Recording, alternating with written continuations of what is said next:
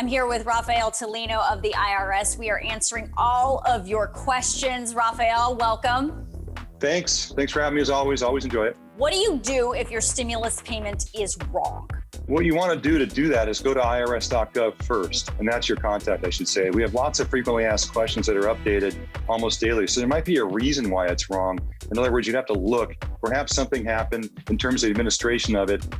Your income from 19 to 20 changed because it's based on one of those tax years, if yours has been processed or not, that kind of a thing. So you might want to get some reasoning behind it, read about it first before you pick up the phone and call. Get My Payment is the tool on irs.gov where you can check the status of it daily if you wish. But the bottom line is, we're trying to minimize contacts with the IRS, considering the resources we have and the frustration saved with people, at least on the phones.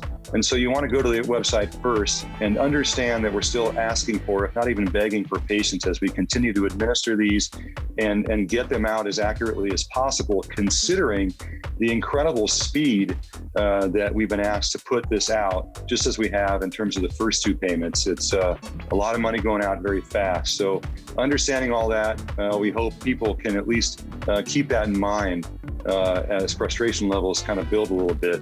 But at the same time, we're doing the best we can to try to satisfy all of the the payments and the interactions with people. I have been hearing anecdotally people sitting on the phone with the IRS, 5, 6, 7 hours, just waiting on hold. And then when they get to the representative, that representative can't help. So my question is what can a representative from the IRS help you with over the phone? Can they, is there something they can help you with, or is it just not worth your time to do it?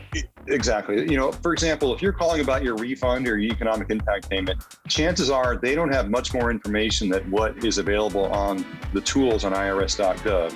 And understanding human nature, we all want to speak to a person who can bring up your account and tell you. But unfortunately, considering the resource challenges we have, especially on the phone, in a COVID environment still, considering how we have to navigate all that, understanding all that and appreciating everybody's frustration, and maybe it's best just to keep your patience and check the website and avoid those times on the phone for you calling and the frustration that you have. Believe me, we know about it. We see it a lot in social media all over the place.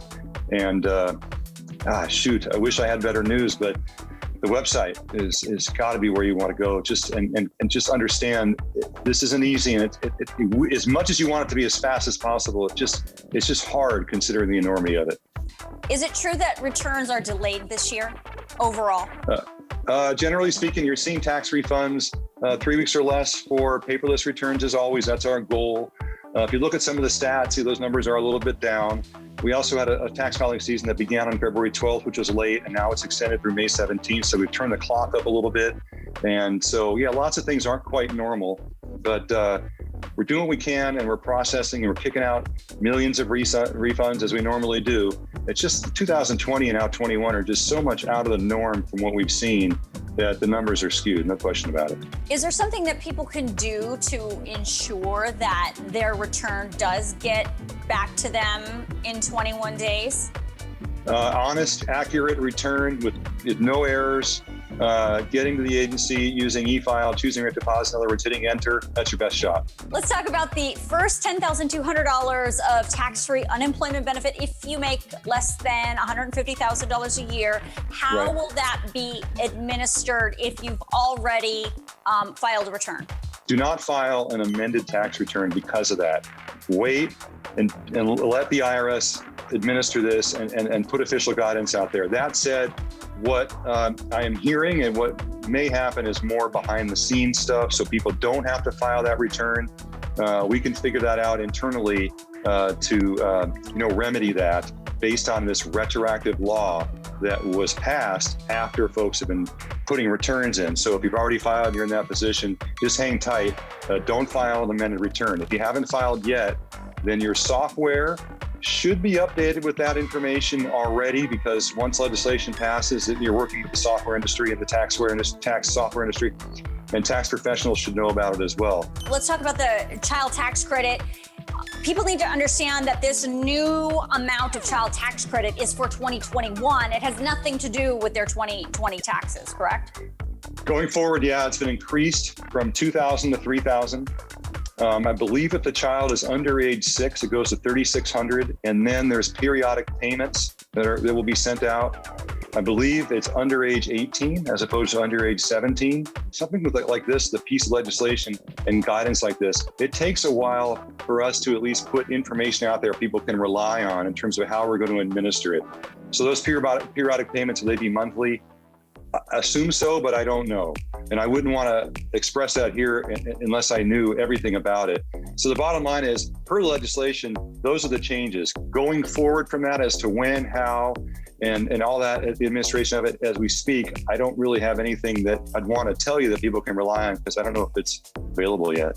I've had a lot of people that have gotten half, which is strange because they've gotten exactly half of the stimulus payment that they should have. Is there a reason why that was happening, or is it just a mistake, or? I don't know. I've had those questions this week from the media more often than one. And I've heard a couple of different things. I've read some things on it. It may be due to how people file. Like I said, if you're married one year, then all of a sudden you're filing single the next year, or back, the other way around. But the bottom line is, if it's not correct, give it some time for IRS to work it through and make it correct. And if not, down the road, I'm sure there'll be some way for us to do that, like we did for the first two EIP payments, round 1 and 2. The recovery rebate credit is on your line 30, form 1040 this year for the full amount or partial amount if you didn't receive the first 2 of them. The third one's still kind of new.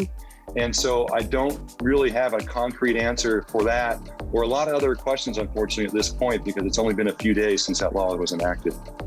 Speaking of the recovery rebate credit, a lot of people have been messaging saying, I thought that the stimulus couldn't be garnished for taxes due or child support in the case of EIP2, but yet when they issue the recovery rebate credit, that is being garnished. Is there something that people need to understand about the way that credit works? Once again, I believe that was changed, and I believe the IRS is aware of that and made that change, because the first piece of legislation, the law, had us doing that, right, a year ago from the CARES Act. The second one, no.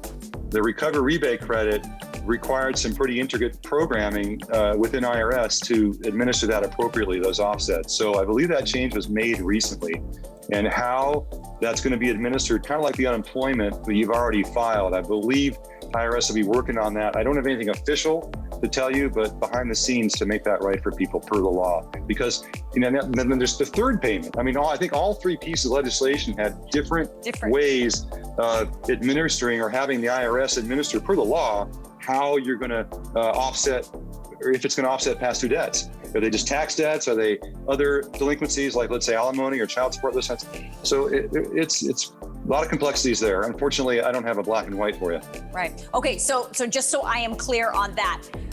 So what you're saying is if your recovery rebate was garnished when per the law it shouldn't have been, something's going to happen. Hopefully there's going to be some guidance down the road. Yeah, I would look at just keep an eye or an ear out for that as we continue to go through here to get official guidance on that. I don't want to put anything out there or tell you anything speculation wise, but believe me, we're aware of it.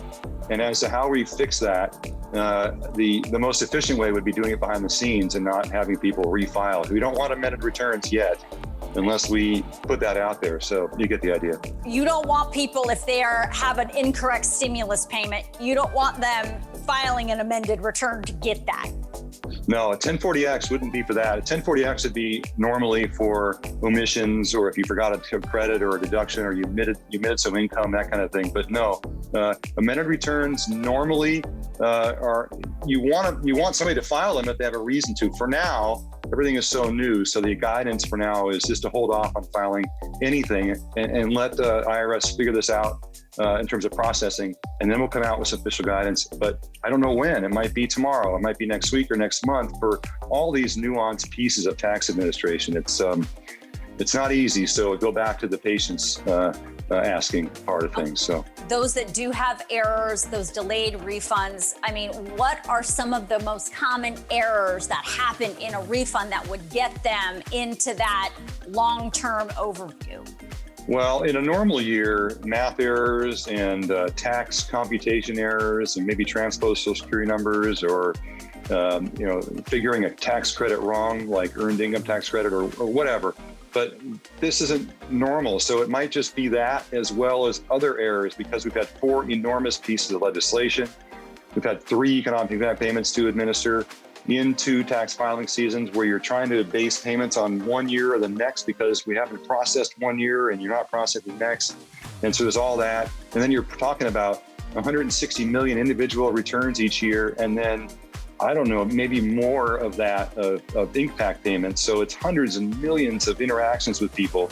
And so the errors, unfortunately, may be a little bit more this year from what we're seeing on our end, and applying per legislation that's retroactive, and you throw it all in a blender, and you may get a little more time needed to make sure returns are correct. And if you get kicked out for errors, it does delay things. So if you haven't filed yet, do file a good, accurate return the first time, and let's not go down that road with your return.